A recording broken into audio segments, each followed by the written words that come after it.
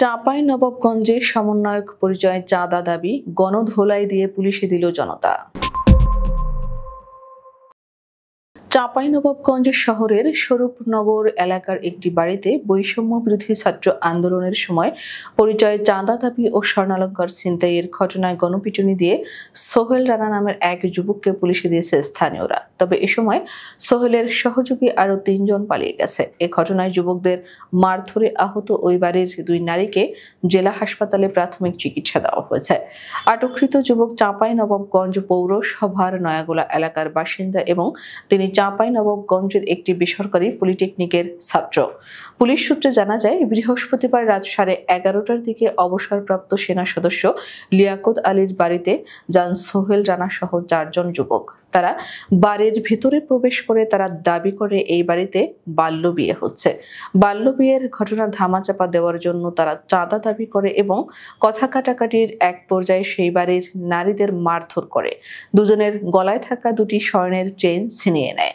এ সময় বাড়ির লোকজন চিৎকার চেঁচামেচি শুরু করলে আশপাশের এলাকাবাসী এগিয়ে এসে সোহেলকে আটক করে গণপিটুনি দেয়, কিন্তু তার সহযোগী আরও 3 জন পালিয়ে যায়। পরে খবর পেয়ে পুলিশ এসে তাকে আটক করে থানায় নিয়ে যায়।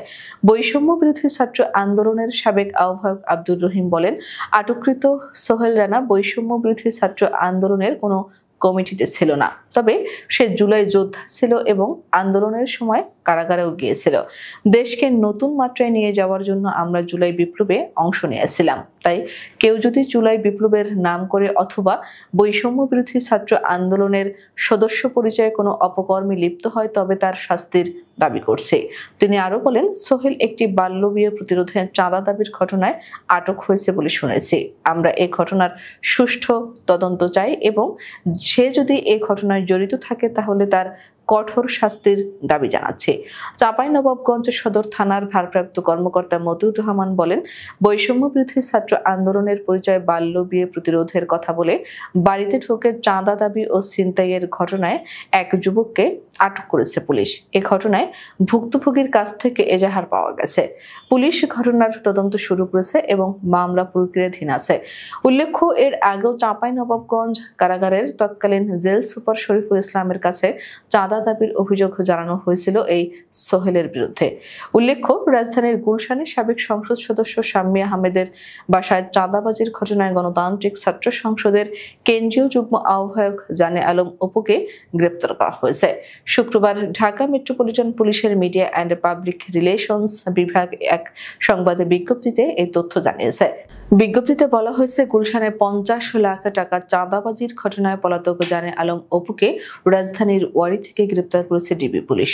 বুধবার ডিএমপি ব্রিফিংয়ে ডিসি মোহাম্মদ তালেবুর রহমান জানান, গুলশানে সাবেক সংসদ সদস্যের বাসায় গিয়ে 50 লাখ টাকা চাঁদা দাবির ঘটনায় গ্রেপ্তার আসামিদের জিজ্ঞাসাবাদ করা হয়। জিজ্ঞাসাবাদে পাওয়া তথ্যের ভিত্তিতে রাজধানীর নাখালপাড়ায় রিয়াদের ভাড়া বাসা থেকে 4টি চেক উদ্ধার করা হয়। চেক 4টি মোট 2,25 লাখ টাকার। আব্দুর রাজ্জাক বিন সুলাইমান ওরফে রিয়াদ গণতান্ত্রিক ছাত্র সংসদের কেন্দ্রীয় কমিটির সদস্য ছিলেন। বৃহস্পতিবার ভোরে তার বাড্ডার ভাড়া বাসায় অভিযান চালিয়ে 2,98,000 টাকা উদ্ধার করে গুলশান থানা পুলিশ।